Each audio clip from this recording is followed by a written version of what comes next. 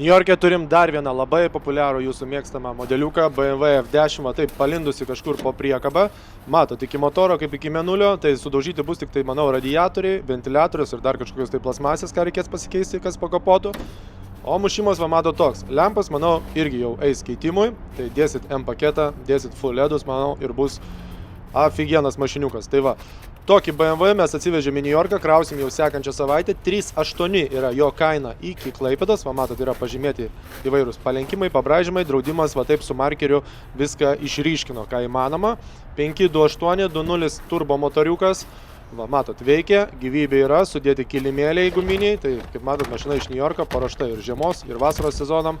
Va, ir ką, mašina užsiveda, bent jau tai buvo parašyta draudimo, run and drive, tai mes eisim, aišku, toj patikrinsim. Va, matot, visur dar yra visi lengvi pabraižymai, taip gražiai sužymėti, salonas labai tvarkingas, galiu pasakyti.